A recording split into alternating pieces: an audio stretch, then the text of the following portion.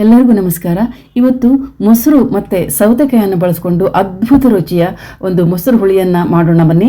ಅದನ್ನು ಹೇಗೆ ಮಾಡೋದು ಅಂತ ನೋಡೋಣ. ನಾನಿಲ್ಲಿ ಮೊದಲಿಗೆ ಒಂದು 2 ಕಪ್ ಆಗುವಷ್ಟು ಗಟ್ಟಿ ಮೊಸರನ್ನು ತೊಗೊಂಡಿದ್ದೀನಿ. ಇದನ್ನು ನಾವು ಒಂದು ರೌಂಡ್ ಮಿಕ್ಸಿ ಜಾರಲ್ಲಿ ಗ್ರೈಂಡ್ ಮಾಡ್ಕೋಬೇಕಾಗತ್ತೆ. ಈ ಥರ ಗಂಟು ಇರಬಾರ್ದು. ಇದು ಗಟ್ಟಿ ಮೊಸರು ಇದೆ. ಇದು ಗಂಟಾಗಿದ್ದರೆ ಇದಕ್ಕೆ ಸಾರಿಗೆ ಚೆನ್ನಾಗಿರಲ್ಲ. ಸೊ ಇದನ್ನು ಒಂದು ರೌಂಡ್ ನಾನು ಪ್ಲೇನ್ ಮೊಸರು ಮಾಡ್ಕೊಳ್ತೀನಿ. ಸೊ ಈ ಥರ ಗ್ರೈಂಡ್ ಮಾಡ್ಕೊಂಡಿದ್ದೀನಿ. ಇವಾಗ ಈ ಥರ ಮಾಡಿಕೊಂಡ್ರೆ ಸಾಕಾಗುತ್ತೆ.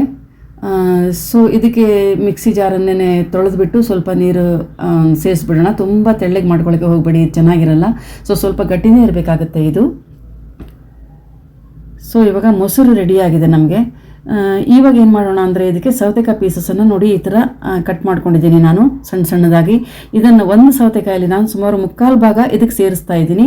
ಮತ್ತು ಇನ್ನೊಂದು 1/4 ಭಾಗ ಹಾಗೆ ಇಟ್ಕೊಂಡಿರ್ತೀನಿ. ಅದು ಯಾಕೆ ಅಂತ ಆಮೇಲೆ ಹೇಳ್ತೀನಿ, ನೋಡ್ತಾ ಇರಿ ಹಾಗೆ. ಸೊ ಇಷ್ಟು ಇಟ್ಕೊಂಡಿದ್ದೀನಿ, ಒಂದು 1/4 ಭಾಗ ಇಟ್ಕೊಂಡಿದ್ದೀನಿ ನಾನು. ಸೊ ಒಂದು 3/4 ಭಾಗ ಒಂದು ಸೌತೆಕಾಯಲ್ಲಿ ಈಗ ಸೇರಿಸಿಯಾಗಿದೆ, ಮೊಸರಿಗೆ ಸೇರಿಸಿಯಾಗಿದೆ. ಇದು ಇವಾಗ ರೆಡಿಯಾಗಿದೆ. ಇದನ್ನು ಇವಾಗ ಒಂದು ಕಡೆ ಎತ್ತಿಟ್ಬಿಡೋಣ. ಇದಿಷ್ಟು ರೆಡಿ ಆಯಿತು. ಇವಾಗ ಒಂದು ಕಡೆ ಎತ್ತಿಟ್ಬಿಡೋಣ. ಇವಾಗ ನಾವು ರುಬ್ಬೋದಕ್ಕೆ ನೋಡಿ ಅದೇ ಮಿಕ್ಸಿ ಜಾರ್ ತೊಗೊಂಡಿದ್ದೀನಿ. ಅದಕ್ಕೆ 2 ಶುಂಠಿ ಪೀಸಸ್ ತೊಗೊಂಡಿದ್ದೀನಿ, ಮತ್ತು ಒಂದು 4 ಬೆಳ್ಳುಳ್ಳಿ ಹೆಸಳನ್ನು ತೊಗೊಂಡಿದ್ದೀನಿ, ಮತ್ತು ಒಂದು ಹಸಿಮೆಣಸನ್ನು ತೊಗೊಂಡಿದ್ದೀನಿ. ಹಾಗೆ ಕಾಯಿ ತುರಿ ಅಥವಾ ಕಾಯಿ ಪೀಸಸನ್ನು ಮಾಡ್ಕೊಂಡಿದ್ದೀನಿ. ನಾನಿಲ್ಲಿ ಕಾಯಿ ಪೀಸಸನ್ನು ಸೇರಿಸ್ತಾ ಇದ್ದೀನಿ. ಇವಾಗ ಏನು ನಾನು ಆವಾಗ ಸೌತೆಕಾಯಿನ ಒಂದು 1/4 ಭಾಗ ತೆಗೆದಿಟ್ಕೊಂಡಿದ್ನಲ್ಲ, ಹೆಚ್ಚಿಟ್ಕೊಂಡಿದ್ದು, ಅದನ್ನು ಇದಕ್ಕೆ ಸೇರಿಸ್ತಾ ಇದ್ದೀನಿ. ಇವೆಲ್ಲವನ್ನು ಇವಾಗ ನಾವು ಗ್ರೈಂಡ್ ಮಾಡ್ಕೊಂಡ್ಬಿಡೋಣ. ಸ್ವಲ್ಪ ತರಿಯಾಗಿಯೇ ನಾವು ಇದನ್ನು ಗ್ರೈಂಡ್ ಮಾಡ್ಕೋಬೇಕಾಗುತ್ತೆ. ಸೊ ಇದನ್ನು ಗ್ರೈಂಡ್ ಮಾಡ್ಕೊಂಡ್ಬಿಡೋಣ ಇವಾಗ. ಸೊ ಇದು ಗ್ರೈಂಡ್ ಆಗಿದೆ ಇವಾಗ ನೋಡಿ, ಈ ಥರ ತರಿಯಾಗಿಯೇ ಗ್ರೈಂಡ್ ಆಗಿದೆ. ಇದು ಬೇಸಿಗೆ ಕಾಲಕ್ಕಂತೂ ಅನ್ನದ ಜೊತೆ ಊಟ ಮಾಡೋಕ್ಕೆ ತುಂಬ ಚೆನ್ನಾಗಿರೋ ಒಂದು ಮೊಸರು ಹುಳಿ ಅಂತಲೇ ಹೇಳ್ಬೋದು. ತುಂಬಾ ಅದ್ಭುತವಾಗಿರುತ್ತೆ, ತುಂಬ ಟೇಸ್ಟಿಯಾಗಿರುತ್ತೆ. ಸೊ ಇವಾಗ ಏನು ನಾವು ರುಬ್ಕೊಂಡಿದ್ದೀವಲ್ಲ, ಅದನ್ನು ಮೊದಲೇ ಏನು ತಯಾರು ಇಟ್ಕೊಂಡಿದ್ವಲ್ಲ ಮೊಸರು ಮತ್ತು ಸೌತೆಕಾಯಿ, ಅದಕ್ಕೆ ಸೇರಿಸ್ತಾ ಇದ್ದೀನಿ ಇವಾಗ ನಾನು. ಕಂಪ್ಲೀಟಾಗಿ ಎಲ್ಲವನ್ನು ಸೇರಿಸ್ಬಿಡೋಣ. ಬೇಕಾದ್ರೆ ಮಿಕ್ಸಿ ಜಾರನ್ನು ತೊಳೆದು ಕೂಡ ಸ್ವಲ್ಪ ಸೇರಿಸ್ಕೋಬೋದು ಇದಕ್ಕೆ. ಸೊ ಇದು ಕೂಡ ರೆಡಿಯಾಗಿ ಹೋಯ್ತು ಇವಾಗ. ತುಂಬ ಅದ್ಭುತವಾದ ರುಚಿ ಕೊಡುತ್ತೆ ಇದು. ಅನ್ನಕ್ಕಂತೂ ತುಂಬ ಚೆನ್ನಾಗಿರುತ್ತೆ. ಒಂದು ಸತಿ ಟ್ರೈ ಮಾಡಿ ನೋಡಿ ನೀವು. ಇದಕ್ಕೆ ಉಪ್ಪು ಸೇರಿಸೋಣ. ಇವಾಗ ಇದಕ್ಕೆ ಉಪ್ಪು ಸೇರಿಸ್ತಾ ಇದ್ದೀನಿ.